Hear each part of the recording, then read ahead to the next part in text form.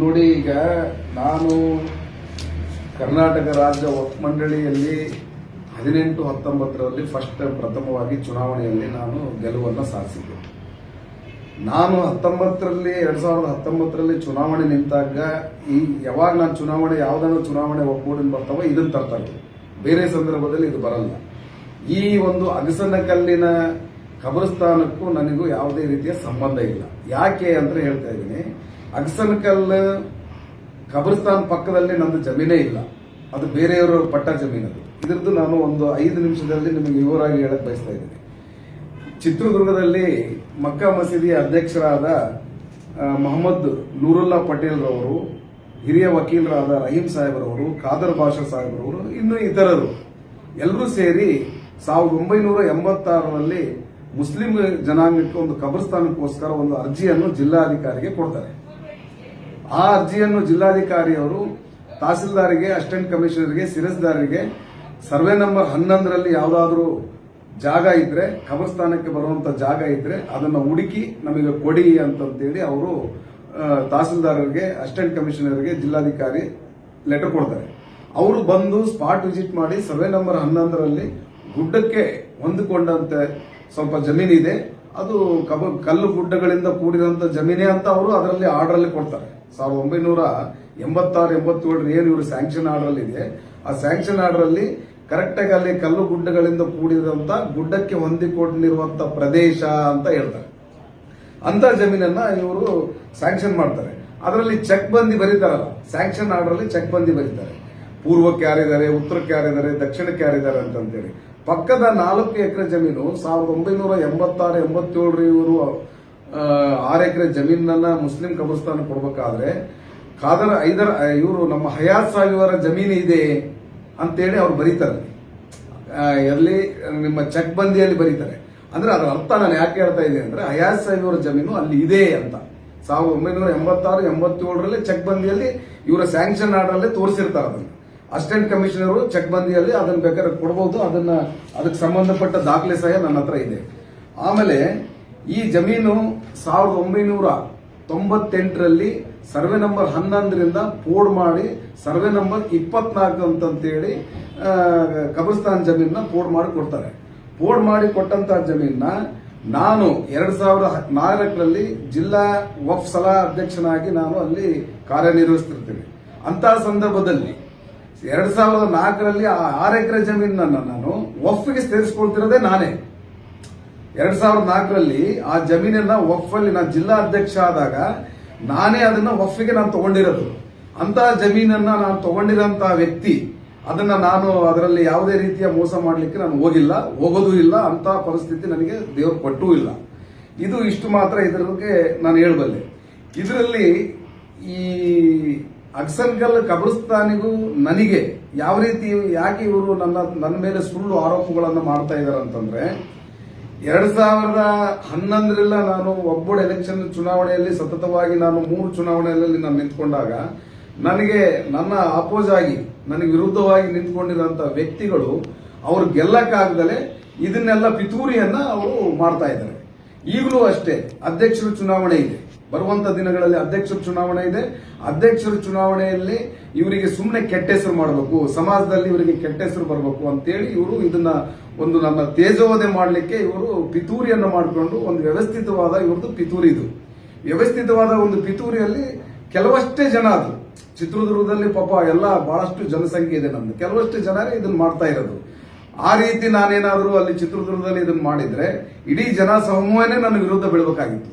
ನನಗೆ ಇಡೀ ರಾಜ್ಯದಲ್ಲಿ ಅತಿ ಹೆಚ್ಚಿನ ಮತಗಳನ್ನು ಕೊಟ್ಟು 410 ಮತಗಳನ್ನು ಕೊಟ್ಟು ಗೆಲ್ಲಿಸಿರುವಂತಹ ಮುತೋಲಿ ಸಮುದಾಯ, ಆ ಮುತೋಲಿ ಸಮುದಾಯಕ್ಕೆ ನಾನು ಅನ್ವರ್ ಬಾಷಾ ಎಂಬುದು ಅವನಿಗೆ ಬಹಳ ಚೆನ್ನಾಗಿ ಗೊತ್ತಿದೆ. ಅದಕ್ಕೆ ನನಗೆ ಅಷ್ಟೊಂದು ಮತಗಳನ್ನು ಕೊಟ್ಟು ಒಳ್ಳೆಯ ಒಂದು ಇದರಲ್ಲಿ ನನಗೆ ಗೆಲ್ಲಿಸಿರೋದು.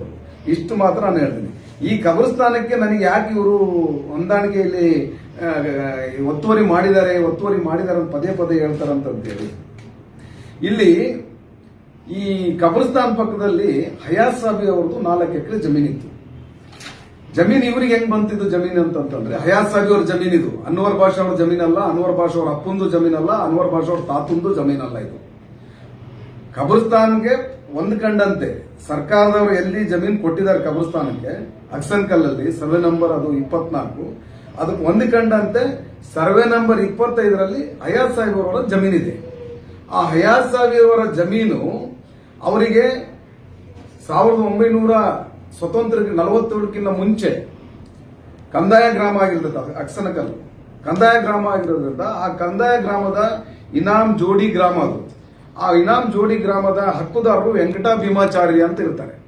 ಅವರು ವೆಂಕಟೇಶ್ ಭೀಮಾಚಾರ್ಯರು 1949ರಲ್ಲಿ ಹಯಾತ್ ಸಾಬ್ ಅವರಿಗೆ ಅದನ್ನ ಸಬ್ ರಿಜಿಸ್ಟರ್ ಚಿತ್ರದುರ್ಗದಲ್ಲಿ ವ್ಯಾಲ್ಯೂಯೇಷನ್ ಮಾಡಿ ಅವರಿಗೆ ಕ್ರಯಕ್ಕೆ ಬರ್ಕೊಟ್ಟಿರ್ತಾರೆ. ಅದು 4 ಎಕರೆ ಜಮೀನು. ಇದು ಹಯಾತ್ ಸಾಬ್ ಅವರಿಗೆ ಬಂದಂತ ಜಮೀನು. ಇದು ಮೂಲ ಹೆಂಗ್ ಬಂತಂತ ನಾನು ಹೇಳ್ತಾ ಇದ್ದೀನಿ. ಇದನ್ನ ಈ ಜಮೀನಿನಲ್ಲಿ ಅವರು ಇನಾಮ್ ರದ್ದಾಯಿತಿ ಆಕ್ಟ್ ಅಲ್ಲಿ 1953-54ರಲ್ಲಿ ಕರ್ನಾಟಕ ಇದು ಭಾರತ ಸರ್ಕಾರ ಇನಾಮ್ ರದ್ದಾಯಿತಿ ಆಕ್ಟ್ ಅನ್ನ ಕಾನೂನನ್ನ ಜಾರಿಗೆ ತರ್ತಾರೆ. ಅಂತ ಸಂದರ್ಭದಲ್ಲಿ ಹಯಾತ್ ಸಾಹೇಬ್ ಅವರು ಏನು ಇವರು ಇನಾಮ್ ಲ್ಯಾಂಡ್ ವೆಂಕಟ ಭೀಮಾಚಾರ್ಯ ಹತ್ರ ತಗೊಂಡಿದ್ರು. ಮತ್ತೆ ಅವರು ಅರ್ಜಿಯನ್ನ ಕೊಟ್ಟು ಇನಾಮ್ ರದ್ದಾಯಿತಿ ಆಕ್ಟ್ ಅಲ್ಲಿ ಮತ್ತೆ ಪುನಃ ಅವರು ಓನರ್ಶಿಪ್ ಅನ್ನ 2ನೇ ಬಾರಿ ಓನರ್ಶಿಪ್ ಅನ್ನ ಪಡ್ಕೊಳ್ತಾರೆ. ಈ ಜಮೀನು ಹೆಂಗ್ ಬಂತು ಅಂತ ಹೇಳ್ತಾ ಇದ್ದೀನಿ ಇದ್ರ ಬಗ್ಗೆ. ಈ ಒಂದು ಇನಾಮ್ ಆಕ್ಟ್ ಅಲ್ಲಿ ಬಂದಿರುವಂತ ಜಮೀನನ್ನ 2013-14ರಲ್ಲಿ ಹಯಾತ್ ಸಾಹೇಬ್ ಅವರ ಮೊಮ್ಮಕ್ಕಳಾದ 5 ಜನ ಮೊಮ್ಮಕ್ಕಳಿದ್ದಾರೆ. ಅವರು ಅಂತಿಮವಾಗಿ ನಿಮ್ಮ ಮೇಲೆ ಪದೇ ಪದೇ ಆರೋಪ ಮಾಡ್ತಿದ್ದಾರೆ. ಮತ್ತೆ ನೀವು ಅದಕ್ಕೆ ಪ್ರಶ್ನೆ ಕೊಡ್ತಿದ್ದೀರಿ. ಈಗ ನೀವು ಈ ಎಲ್ಲ ಆರೋಪಗಳ ಬಗ್ಗೆ ಬಹಿರಂಗ ಚರ್ಚೆಗೆ ಸಿದ್ಧ ಇದ್ದೀರಾ? ಸರ್, 100% ನಾನು ಬಹಿರಂಗಕ್ಕೆ ಚರ್ಚೆ ಇದ್ದೀನಿ. ನಾನು ಸವಾಲು ಆಗ್ತಾ ಇದ್ದೀನಿ. ಯಾಕೆ ಅಂತಂದ್ರೆ ನಾನು ನಿಷ್ಪಕ್ಷಪಾತವಾಗಿ ಇಲ್ಲಿ ಕೆಲಸ ಮಾಡಿದ್ದೀನಿ. ಯಾವುದೇ ರೀತಿಯಿಂದ ಕಳಂಕ ಬರೋ ನಮ್ಮ ಸಮಾಜಕ್ಕೆ ಕಳಂಕ ಬರುವಂತ ಕೆಲಸ ನಾನು ಯಾವತ್ತೂ ಮಾಡಿಲ್ಲ, ಮಾಡೋದೂ ಇಲ್ಲ. ನಾನು ಈ ಕೆಲವರು ಆರೋಪ 4-5 ತಿಂಗಳಿಂದ ಏನ್ ನನಗೆ ಸತತವಾಗಿ ಕೆಲವು ಯೂಟ್ಯೂಬ್ ಚಾನೆಲ್ಗಳಲ್ಲಿ ಕೆಲವು ಪತ್ರಿಕೆಗಳಲ್ಲಿ ಇವರು ನಮಗೆ ಆರೋಪ ಮಾಡ್ತಾ ಇದ್ದಾರೆ. ನಾನು ಅವರಿಗೆ ಬಹಿರಂಗ ಸವಾಲು ಏನಾಗ್ತೀನಿ ಅಂತಂದ್ರೆ, ನನ್ನ ಜಿಲ್ಲಾಧಿಕಾರಿಗಳು ಆಮೇಲೆ ಕೊನೆ ಇದರಲ್ಲಿ ಲಾಸ್ಟ್ ಬಿಜೆಪಿ ಸರ್ಕಾರದಲ್ಲಿ ರೆವಿನ್ಯೂ ಮಿನಿಸ್ಟರ್ ಆದ ಆರ್ ಅಶೋಕ್ ರವರು, ಬಸವರಾಜ ಬೊಮ್ಮಾಯಿ ಅವರು ಮುಖ್ಯ ಕಾರ್ಯದರ್ಶಿಗಳು, ಅವರು ಜಿಲ್ಲಾಧಿಕಾರಿಗಳಿಗೆ ನನಗೆ ಅವಾಗಲೂ ಆಗದೆ ಇರೋರಂತೂ ಲೆಟರ್ ಬರೆಸಿ ನಾನು ಒತ್ತುವರಿ ಮಾಡಿದೀನೋ ಒತ್ತುವರಿ ಮಾಡಿಲ್ಲೋ, ನನ್ನ ಆರೋಪ ಸಾಬೀತಾಗುತ್ತೋ ಸಾಬೀತಾದ್ರೆ ಇವರಿಗೆ ಮೆಂಬರ್ಶಿಪ್ ಇಂದ ತೆಗಿಬೇಕಂತೇಳಿ ಅವತ್ತೇ ಪ್ರಯತ್ನ ಪಟ್ಟಿದ್ದಾರೆ. ಅವತ್ತು ಸಹ ನಾನು ದೇವರಿಗೆ ಹೆದರಿ, ಅಲ್ಲಾ ರಸೂಲಿಗೆ ಹೆದರಿ ನಾನು ಕೆಲಸ ಮಾಡುವಂತ ವ್ಯಕ್ತಿ.